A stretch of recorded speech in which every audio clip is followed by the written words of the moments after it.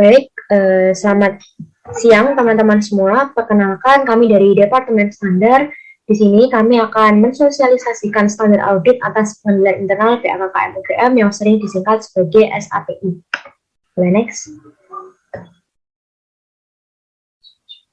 Sini saya akan membahas mengenai cakupan standar audit atas pengendalian internal PAKKM UGM. Next. Bagian yang pertama yaitu terdapat cakupan standar audit atas pengendalian internal PAKKM UGM yang terdiri dari 4. Yang pertama, standar audit atas pengendalian internal yang disusun untuk memberikan pedoman yang berkaitan dengan perikatan audit yang dilakukan oleh PAKKM UGM. Yang kedua yaitu standar audit atas pengendalian internal yang hanya mengatur perikatan audit berdasarkan asersi. Yang ketiga yaitu standar audit atas pengendalian internal yang hanya berlaku ketika lembaga kemahasiswaan di lingkungan KM UGM bertanggung jawab dan dapat membuat sebuah asersi mengenai desain pengendalian yang sesuai dengan kriteria. Dan yang terakhir yaitu standar audit atas pengendalian internal yang berkaitan dengan tanggung jawab auditor untuk mengidentifikasi dan menilai risiko mengenai defisiensi dalam sistem pengendalian internal pada lembaga KM UGM. Next. Yang selanjutnya saya akan membahas mengenai tujuan auditor dalam perikatan audit, yaitu untuk memberikan keyakinan yang memadai atas reasonable assurance, yang mana terdapat deskripsi lembaga kemahasiswaan atas sistemnya, pengendalian yang berkaitan dengan tujuan pengendalian, dan yang ketiga yaitu pengendalian yang diimplementasikan dengan efektif untuk menyediakan reasonable assurance. Tujuan yang kedua yaitu untuk meningkatkan efektivitas dan efisiensi dalam penggunaan aset oleh KM UGM sehingga tercipta visi, misi, dan tujuan KM UGM. Dan yang terakhir yaitu untuk menjaga laporan keuangan yang disusun oleh KM UGM sesuai dengan ketentuan dan peraturan yang berlaku sehingga tata kelola keuangan KM UGM yang akuntabel, kredibel, dan transparan. Next. Berikut merupakan daftar definisi yang ada, yaitu terdapat standar audit, auditor, lembaga kemahasiswaan, pemangku kepentingan, dan pengendalian di lembaga kemahasiswaan. Teman-teman bisa melihat pengertian-pengertian dari daftar definisi tersebut pada tampilan yang sudah kami tampilkan. Next. Berikut merupakan lanjutan dari daftar definisi, yaitu terdiri dari perikatan audit, materialitas, kriteria, dan bukti audit. Boleh next. Lalu terdapat 2 daftar definisi terakhir, yaitu sistem pengendalian dan laporan hasil audit atas pengendalian internal. Nah, yang terakhir saya akan menjelaskan mengenai daftar hukum, yang mana standar audit atas pengendalian internal ini berpedoman kepada peraturan yang lebih tinggi, yaitu Undang-Undang KM UGM Nomor 1 Tahun 2020 tentang Badan Audit Kemahasiswaan dan Peraturan PAKKM UGM Nomor 1 Tahun 2020 tentang Standar Audit atas Pengendalian Internal Mahasiswa KM UGM. Nah, terdapat penetapan tanggal efektif, yang mana standar ini efektif untuk laporan audit PAKKM UGM sejak tanggal 1 September 2022. Untuk slide selanjutnya akan dijelaskan oleh teman saya. Oke, selanjutnya saya akan menjelaskan mengenai persyaratan. Oke, yang pertama terkait perikatan audit atas pengendalian internal. Auditor wajib berkomunikasi dengan perwakilan lembaga kemahasiswaan bahwa tanggung jawab auditor berkaitan dengan audit atas laporan keuangan. Kemudian apabila ketentuan perikatan yang ditentukan sudah jelas oleh hukum atau regulasi, hal tersebut mungkin tidak perlu dicatat dalam surat perikatan audit. Kemudian lembaga kemahasiswaan wajib mengirimkan gambaran dari lingkup yang direncanakan dan waktu pelaksanaan audit, serta PAKKM UGM berhak untuk melaksanakan audit atas mandat dari Badan Legislatif. Yang selanjutnya mengenai kriteria audit.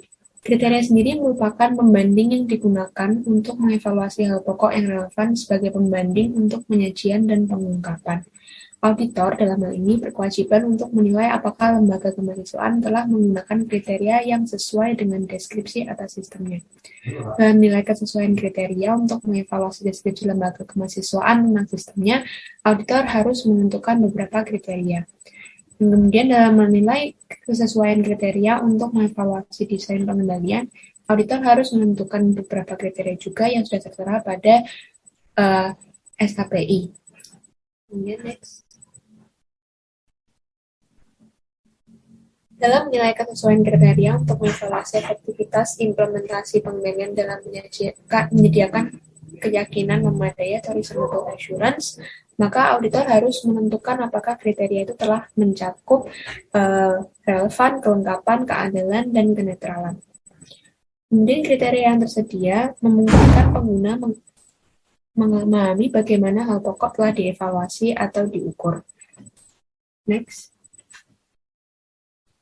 Nah, kemudian auditor menilai kesesuaian kriteria pengendalian internal dengan validation tools lembaga kemahasiswaan.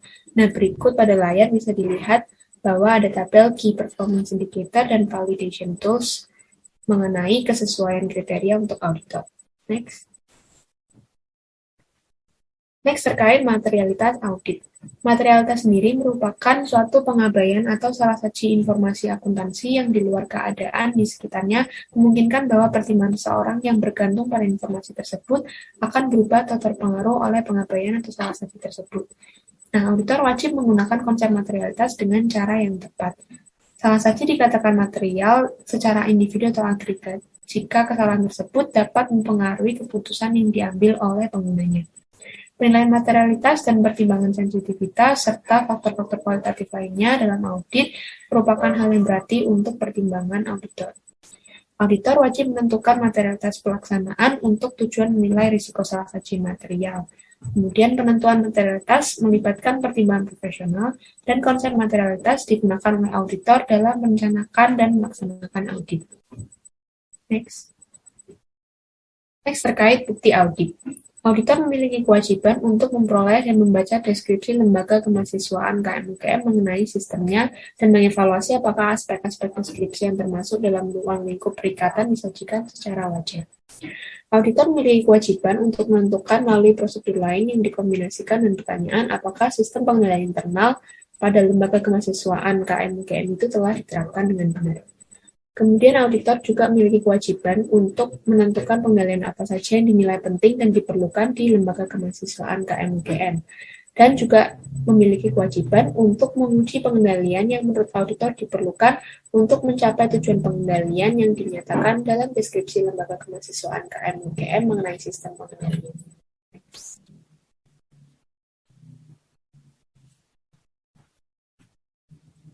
Next, ketika merancang dan melaksanakan pengujian pengendalian, auditor wajib melakukan ketiga hal tersebut.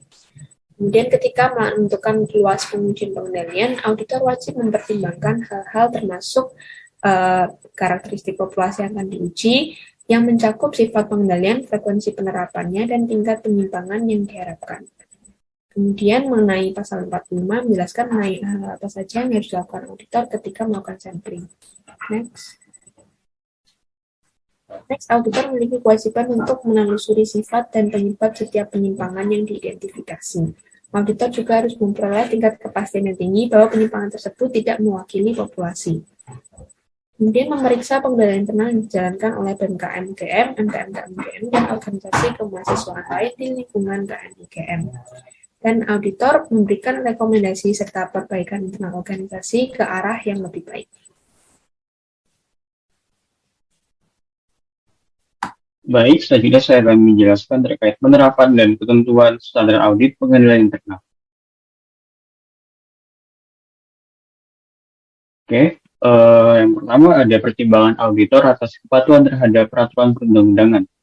Pada pasal ayat yang ke-13, sebagai bagian dari usaha untuk memahami lembaga kemahasiswaan di lingkungan KM-UGM, auditor harus memperoleh suatu pemahaman umum mengenai kerangka peraturan perundang-undangan dan bagaimana lembaga kemahasiswaan mematuhi kerangka tersebut.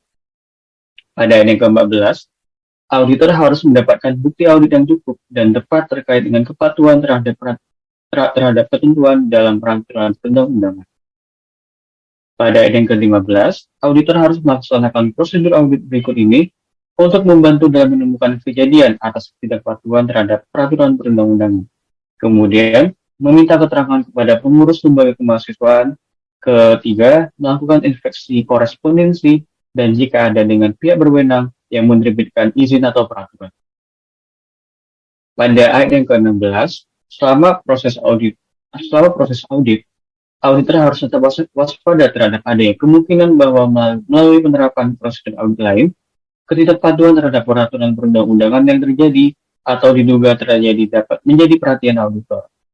Pada ayat yang ke-17, auditor harus meminta kepada pengurus lembaga kemahasiswaan atas tata kelola dalam lembaga kemahasiswaan tersebut untuk memberikan representasi tertulis bahwa mereka telah mengungkapkan kepada auditor seluruh ketidakpatuhannya. Kemudian, prosedur audit pada saat ketidakpatuhan terindikasi atau diduga terjadi.